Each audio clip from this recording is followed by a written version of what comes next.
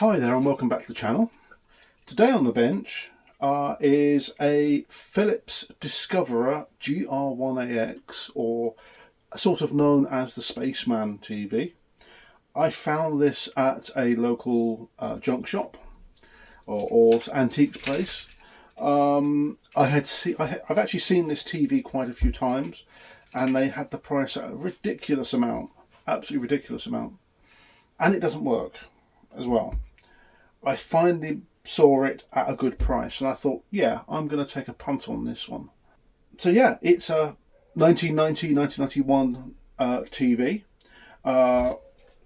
Looks like a helmet, and what you can do is you can lift this up and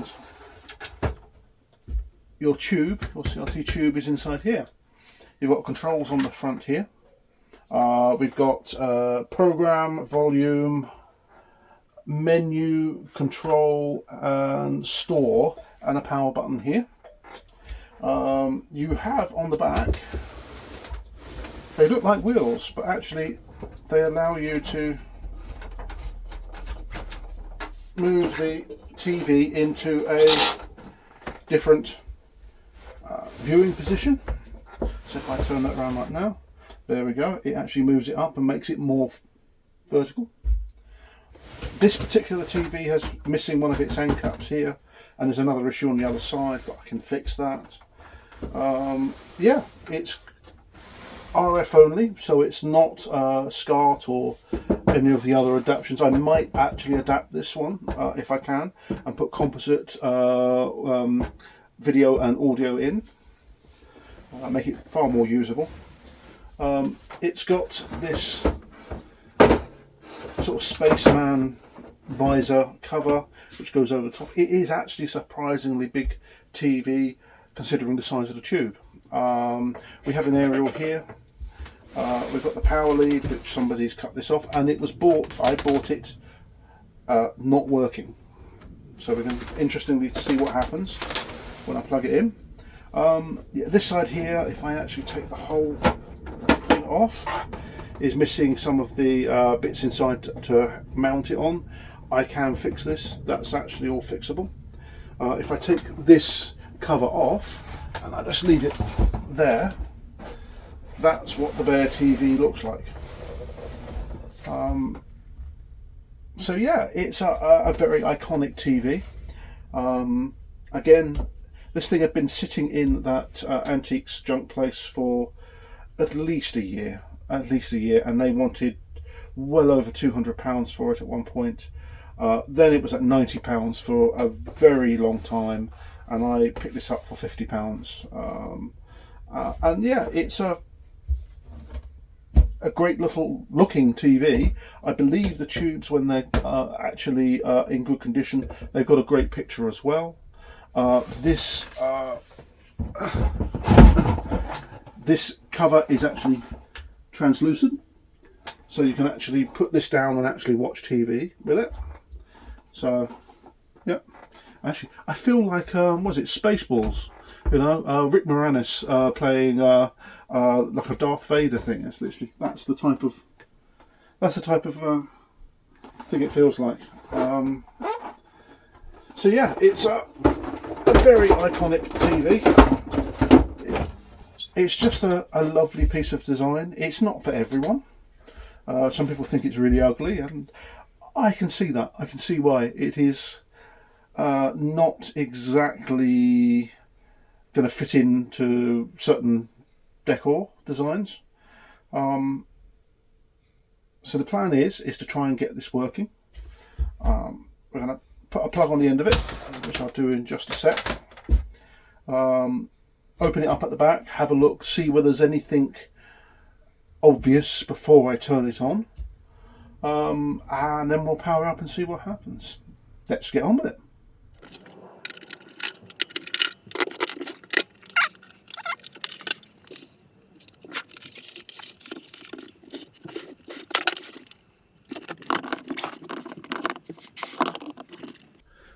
Okay, so it's a little difficult to light because of the case itself is so large. It's, what is it? It's a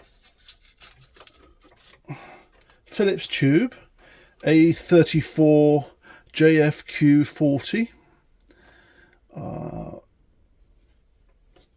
Speaker there. We're missing a whole load of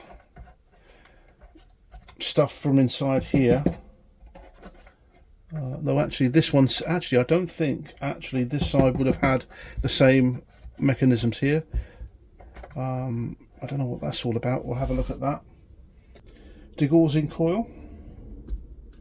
Can we pull this out? Let's have a look. Just trying to see if there's anything major. So that's part of the scanning coil. Come on, you.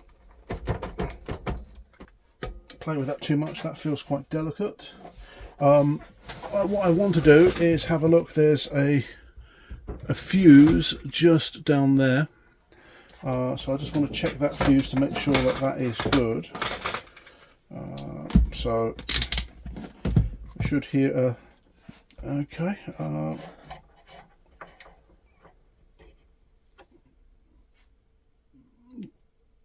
Let's turn that on to beep.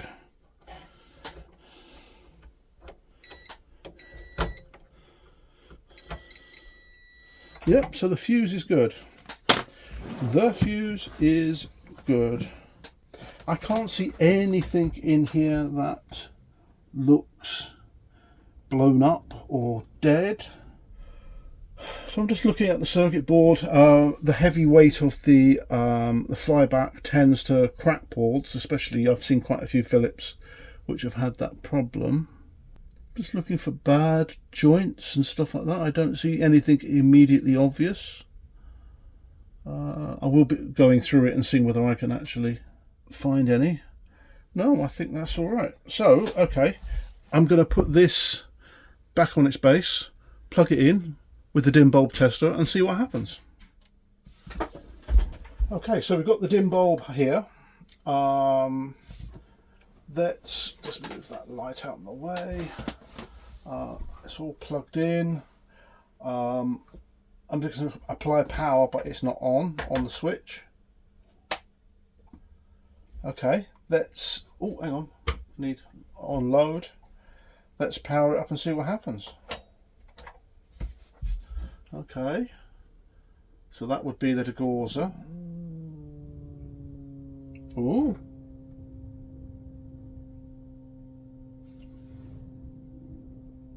Ooh, there's a noise from the speaker.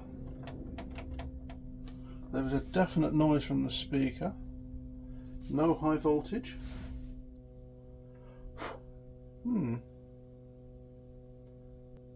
I can't feel high voltage on the tube.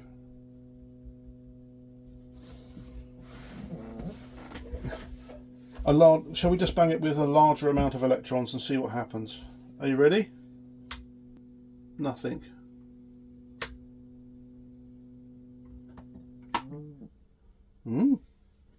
That's interesting.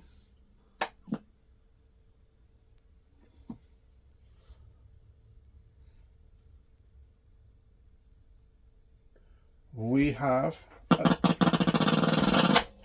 Wow. Yeah, something's not right. Wow. Let's turn that back on. Let's try again.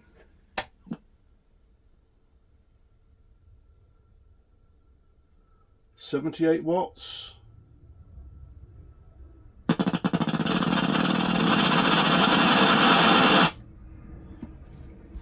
Wow. And that's on dim bulb. Well, let's try again.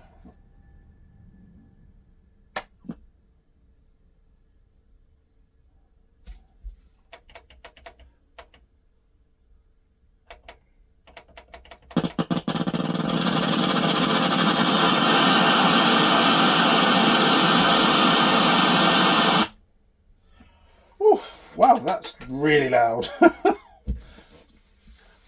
Can I smell anything?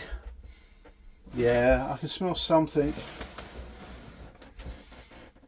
There is definitely something going on down there. We've got high voltage. We've got a raster of some sort. I think what we do is we then start looking for dead caps. I've got a good, strong possibility that there are some dead caps on this. We can give the board a clean.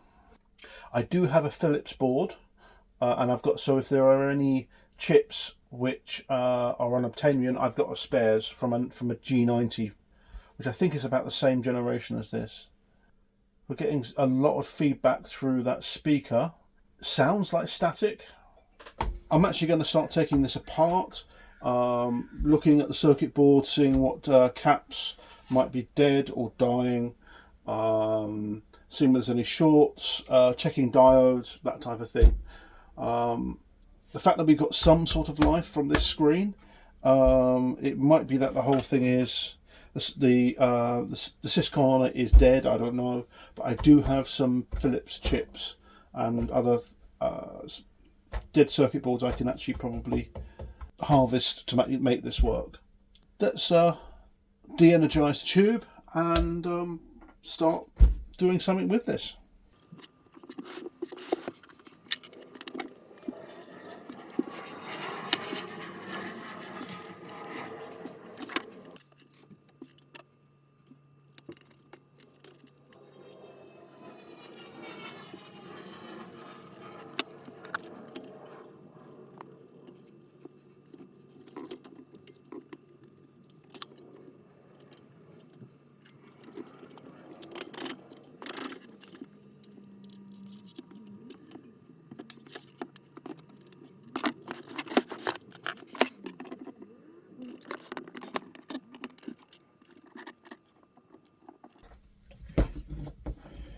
So here's the board, very interesting. You can actually see where they actually had one big board and this was a knockout.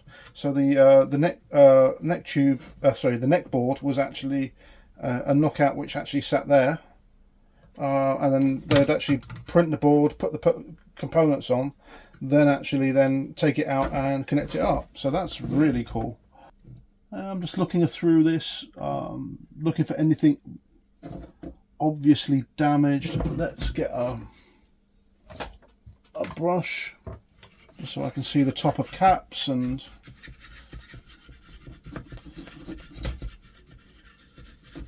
make judgments on things. So yeah, so we're definitely getting a raster on this board, but it's very mangled. And there's a lot of noise coming through the speakers. So to me, that is some sort of short, or even on a load, it should actually not make all that noise through the speaker. So let's hunt down the high voltage, low microfarad caps and see what the state of play is. 160s. I have a 3.3 at 450. I think what I'm going to do is just make sure that all of the caps, the top of the caps, are clean, so I can start marking caps as original.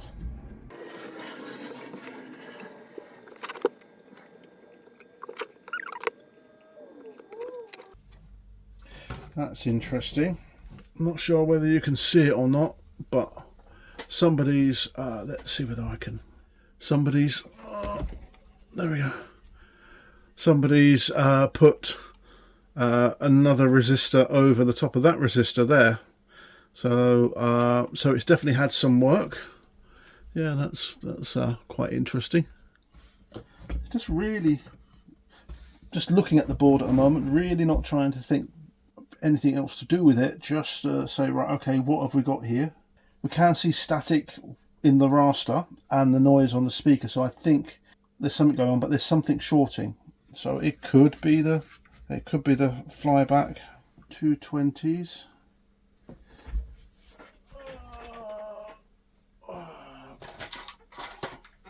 Yeah, we've got a few of those. 22, 25s, 1050, but we'll have to 100, 4.7, plenty of ones, but I don't have any ones, plenty of 2.2s.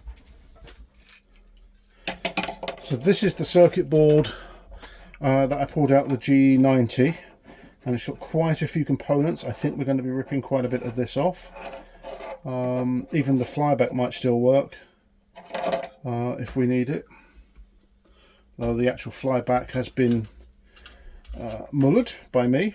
Yeah, we're just going to have to think. My stocks of capacitors have been very low recently.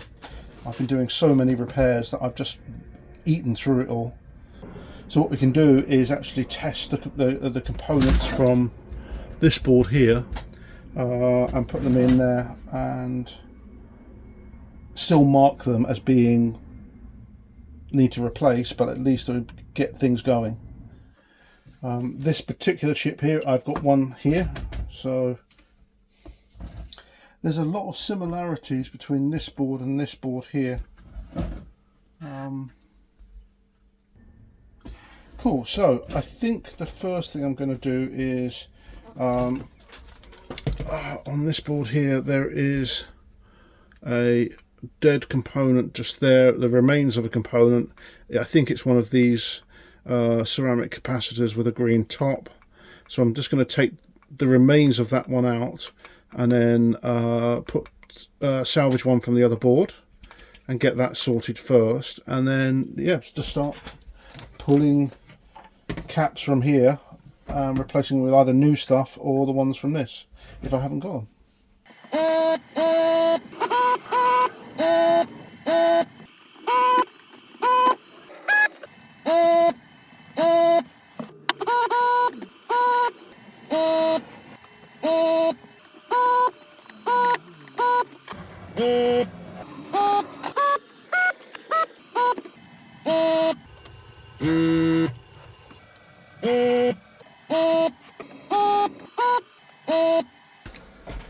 Okay, so I've replaced a number of the higher value ones, the ones I've got. I'm going to do it in a few stages. I'm going to keep on trying. I don't want to just bulk recap it and then expect it to work. That doesn't often happen. I've got just one there I want to get sort out. Yeah, and then let's plug it back in and see whether it fires up.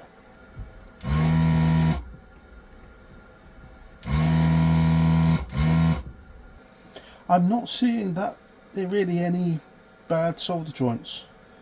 Just looking through, and yeah, there's nothing blindingly obvious.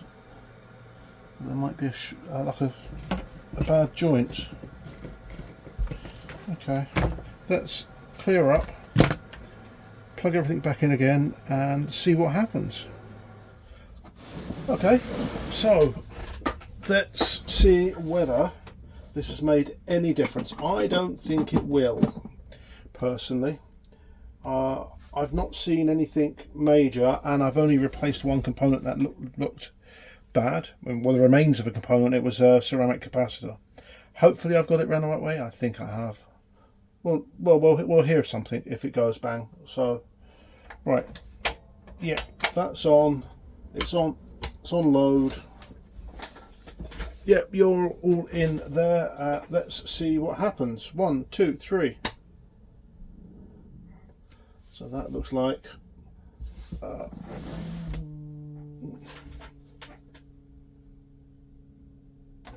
nothing, just the noise from the speaker.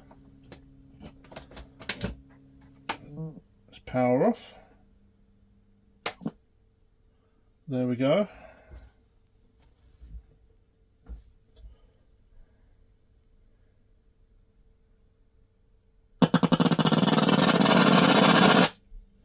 No, I think we've got arcing. I'm just going to go bypass and see what happens.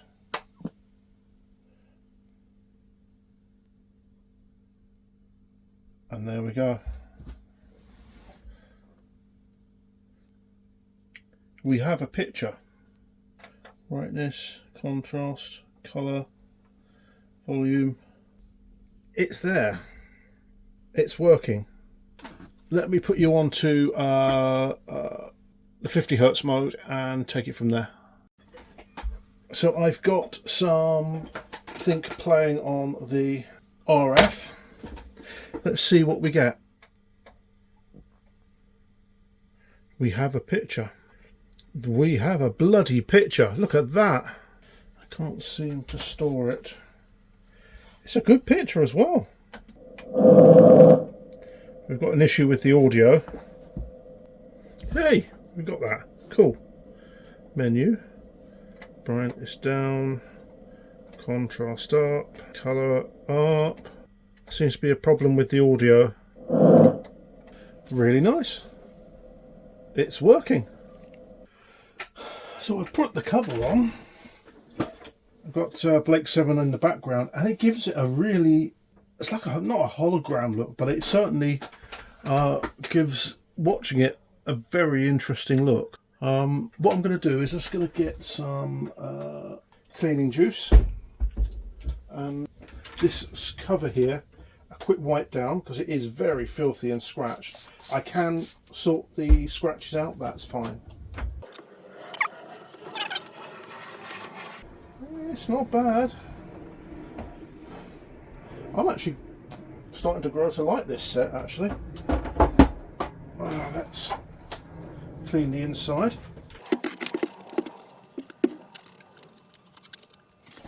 This is going to need a proper polish, I will say that.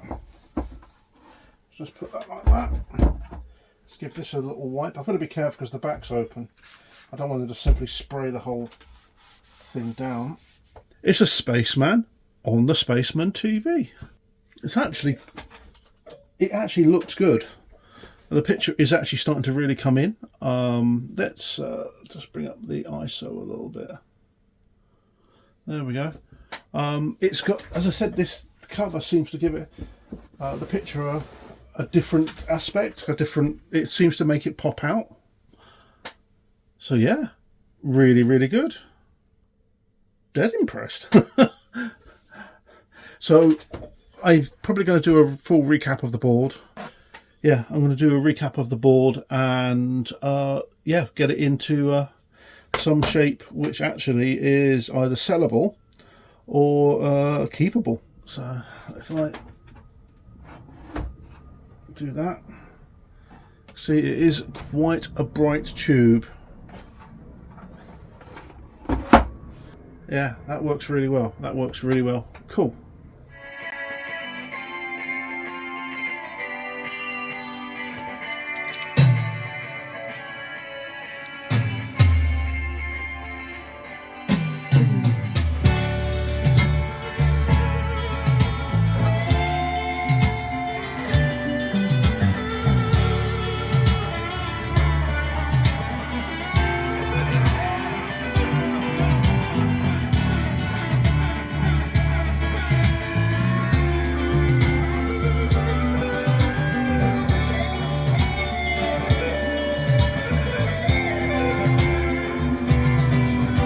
Later that same evening. So my capacitors have come in because I was short of capacitors, so what I'm going to do now is just go through the circuit board here and replace as many as I can, because a lot of these are out of spec now.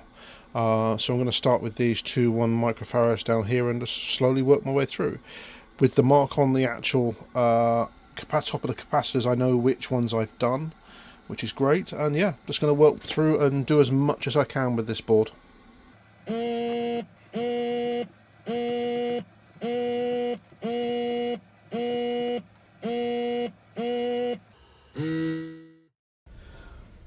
Okay, so I've got all of the capsing I can do. I've got to solder them up, that's absolutely fine.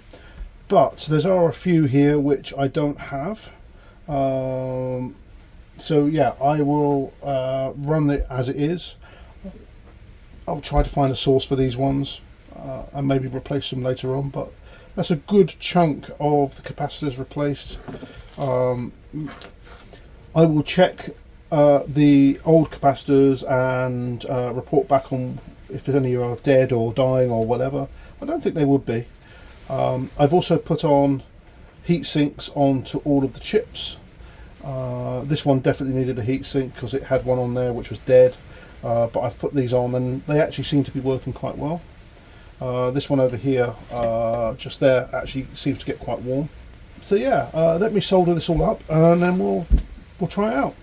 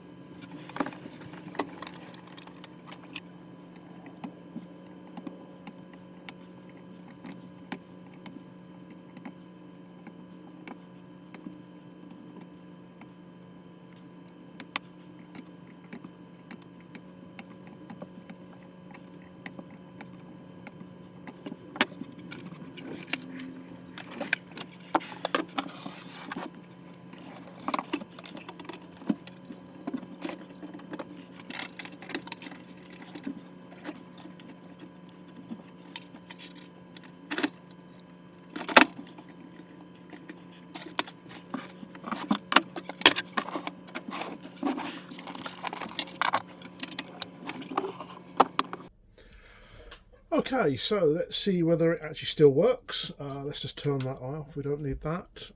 Here we go. Cross fingers. Really cross fingers. Oh, that didn't work. Let's see whether...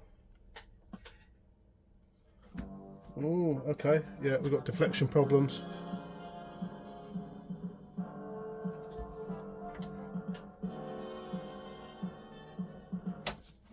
Okay, so this could be some of the 1000 microfarad caps which are a bit too high. So yeah, okay, let's have a look and see what has happened. Oh, it would really help if I actually soldered the bloody things in. I'm testing stuff, trying to make things you know, going through all the other things and realise, oh yeah, I haven't actually soldered this one in. Dear, oh dear. Yeah, so I've got all sorts. Hang on, let's have a look. Yeah, got one there as well I need to sort out. So yeah, so it's me just being useless. Oh, God almighty. There we go, we've got proper deflection. It helps when you actually solder the capacitor in. Oh, I was having a bad day yesterday with work. And I came out of work and I started doing this and I just like, yeah, my brain was just dead. So, but the actual picture is looking actually quite sharp now. It's a lot sharper now I've replaced those capacitors. So yeah, it's looking much happier. So I'm going to let this run for a while, and I think we'll call it a day on trying to fix stuff with this and wait for the parts to come in for the end caps for that, and then we're done. And then I think I might actually sell this on. This one I don't want to keep. It's just not my style. I like it, I really do like it, but no, not for me. For my own personal collection. So that's right, let's set this run for a while. One thing I've noticed is that there's some dark lines on this side of the picture. It's like a ringing of some sort on the horizontal. I need to check that out, because again it should look like that side. As you can see it in the camera, actually there's bars going to about here, and then it stops. So I think that is again a capacitor in the horizontal circuit which is causing that. So I need to identify and sort. But yeah, I've only just noticed it, and we're currently on 45 frames rather than 50 frames a second. So I could even capture that because I'm actually using the Betamax and it's in the line out, and for some reason it runs at 45. Yeah, if I set it to 50, that's what I get. And if I set it to 60, even worse. 50, 45. Come on, back to 45. If I go to 30, you get that. So yeah. Right, okay, let's look at that and see whether we can cure these faint bars down the side. So we've replaced a number of the other capacitors, and the bars down this side seem to have disappeared pretty much. So yeah, I think it is Leica ceramic capacitors of some sort. I'm not going to go that far. I'm not restoring the set. I'm actually sort of prepping it to be sold on, and for somebody to enjoy it. So if I was keeping the set, I would definitely dive in deeper. But yeah, as you can see, literally there's no lines down this side at all. It's all nice and good, really. So okay, so let's wait for the parts to come in and I'll reassemble it fully and take it from there. I've got the television all back together again. It's actually looking pretty good. I've got the end cap on there. The actual cover actually resists when you push down, but if you push it a bit harder it does, and it returns. It's nice. It seems to be a nice mechanism. Done a lot of work on the circuit board itself. I've replaced nearly all the capacitors. There's just a few. If I just do a couple of test cards, you can see that it's taken me there we go. Go on. There we go. Let's just also I found a remote as well. Got one. So there we go. It's a pretty good picture, I've got to say. It's a decent picture quality. All the guns look great. They've got the right levels. I've actually balanced them as well, so it's fairly good. If we go across to that, there's no tearing or convergence problems or purity or even geometry problems. It is excellent, to be perfectly frank. Yeah, that one never gives us anything useful. This one here, the linearity, all is good. I've even measured the actual squares just to make sure that everything was all good. So going that way, and yeah, it's bang on. It's absolutely bang on. The grayscaling is also excellent. The contrast between black and white is I've got to say, I'm impressed by this chassis. It's simplistic, but also the quality of the picture it produces is pretty decent. And remember, this thing is over 30 years old now. Yep, colours are all good. There really is a good contrast between it. I would say that the tuner tends to create these ghosting. It's a tuner only set, so creates a little bit of ghosting. You can tune it in better, but I've tried to and it just doesn't seem to work. So if we go to red, no purity issues whatsoever. Don't worry about the moire picture on that, but there's absolutely no problems with that. Same for green. Yeah, you might be able to see little sort of moire problems on that one, but yeah, it's pretty good. Pretty solid green. The blue is very vibrant indeed. No issues on the corners or in the centre. It's all good. And white is pretty damn pure. Again, I've got another TV over there, a little Sony, which is not bad. And yeah, it's pretty decent. Grayscaling is all good. If we just move on to, where is it? Takes me a little while to get there. Oh, hang on, that's the one. So yeah, we can even see 3 megacycles, 3 megahertz grating on that one there. So that's pretty good. It's a lovely, clear, crisp picture. It did seem to improve after I put some caps into it as well, which I was quite surprised. I thought it already looked pretty decent, and I noticed even better. I noticed an even better picture afterwards.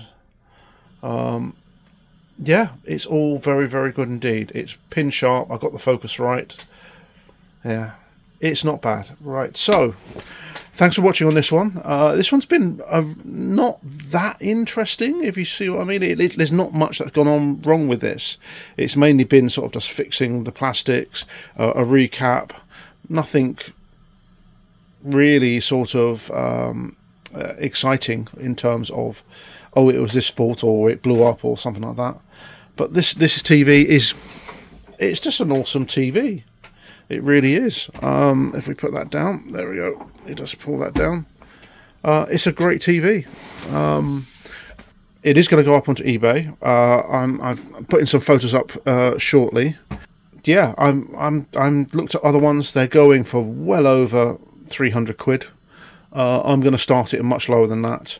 And see what happens. I'm going to put this up into the loft out the way, so it's actually out the way, but I'm not going to be able to fix all of the scratches, but all of those will come out with polishing. So thanks for watching. If you like videos like this, please subscribe. I'm a small channel and I appreciate all the support, and so do the dogs. And I'll see you on the next video.